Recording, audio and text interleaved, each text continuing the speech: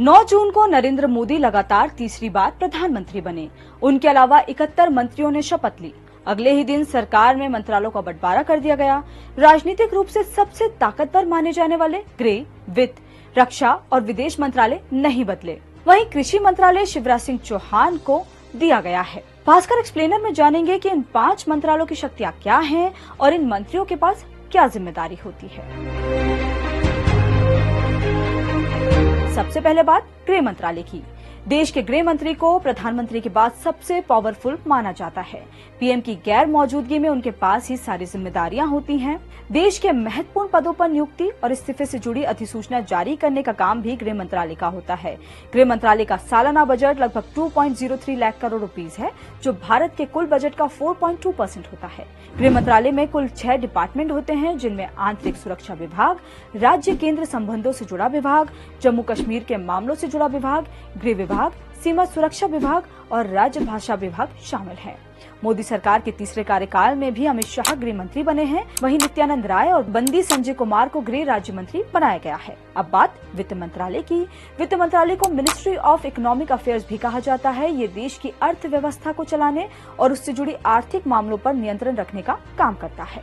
वित्त मंत्रालय के अंतर्गत कुल 6 विभाग आते हैं, जिनमें आर्थिक मामलों का विभाग, व्यय विभाग, वित्त सेवा विभाग, निवेश और सार्वजनिक संपत्ति प्रबंधन विभाग, सार्वजनिक उद्यम विभाग और राजस्व विभाग शामिल है। आर्थिक मामलों के अंदर आने वाले एक डिपार्टमेंट ही केंद्रीय बजट तैयार करता है, जिसे वित्त मंत्री संसद में पेश करते हैं। इसके अलावा सभी मंत्रालयों के लिए बजट आवंटन करना, उसकी निगरानी करना, सरकारी और प्राइवेट बैंक समेत फाइनेंस कंपनियों पर नियंत्रण रखना, टैक्स नियंत्रण करना, जजों की पेंशन और सैलरी देखने का मुद्दा भी वित्त मंत्रालय के पास ही होता है। मोदी 3.0 में वित्त मंत्री के तौर पर निर्मला सीतारमण को रिपीट किया गया है। वहीं पंकज चौधरी को वित्त राज्य मंत्री बनाया गया है। अगला नाम रक्षा मंत्रालय का है, जिसके पास देश की बाहरी सुरक्षा का काम है, यानी देश की सीमाओं को सुरक्षित रखने की जिम्मेदारी। तीनों सेनाओं के प्रमुख समेत चीफ ऑफ डिफेंस स्टाफ और इंटीग्रेटेड डिफेंस स्टाफ का मुख्यालय रक्षा मंत्रालय के अधीन काम करता है। रक्षा मंत्रालय के अंतर्गत रक्षा विभाग, रक्षा उत्पादन विभाग, भूतपूर्व सैनिक कल्याण विभाग, रक्षा अनुसंधान एवं विकास संगठन और सैन्य मामलों के विभाग को मिलाकर कुल 5 डिपार्टमेंट आते हैं। मंत्रालय का सालाना बजट 6.02 लाख करोड़ रुपीस है, जो देश के कुल बजट का 12.6% है।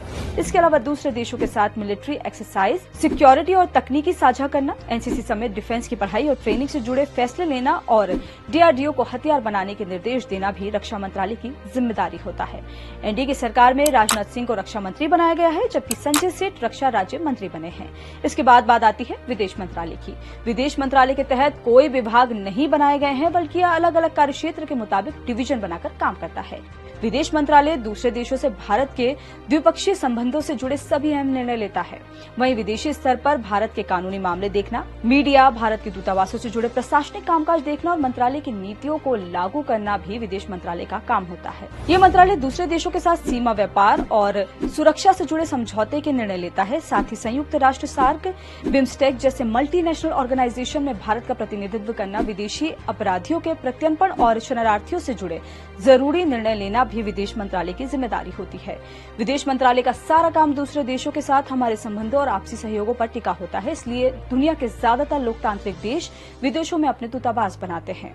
मोदी 3.0 में एस जयशंकर को एक बार फिर से विदेश मंत्री बनाया गया है, जबकि कीर्ति वर्धन सिंह और पवित्रा मार्गरीटा विदेश राज्य मंत्री बने हैं।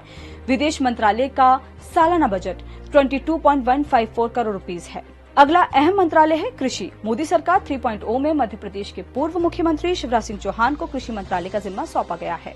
कृषि मंत्रालय का सालाना बजट 1.27 लाख करोड़ रुपीस है, जो देश के कुल बजट का 2.66% हिस्सा है। इसके अंतर्गत 3 डिपार्टमेंट आते हैं, जिनमें कृषि अनुसंधान एवं शिक्षा विभाग, कृषि सहकारिता एवं किसान कल्याण विभाग, पशुपालन, डेयरी एवं मत्स्य पालन विभाग शामिल है। फसल का दाम तय करने से लेकर उसकी बिक्री तक कृषि मंत्रालय की जिम्मेदारी होता है। इसके अलावा देश में खेती से जुड़े आंकड़े इकट्ठा करना, जमीन की सिंचाई के लिए पर्याप्त साधन का इंतजाम करना, कृषि जनगणना, किसानों के लिए लाभ की योजनाएं लागू करना कृषि मंत्रालय के काम होते हैं। देश में पैदा होने वाली फसलें दूसरे देशों को किस कीमत पर बेची जानी है, इसका डिसीजन भी कृषि मंत्रालय ही करता है।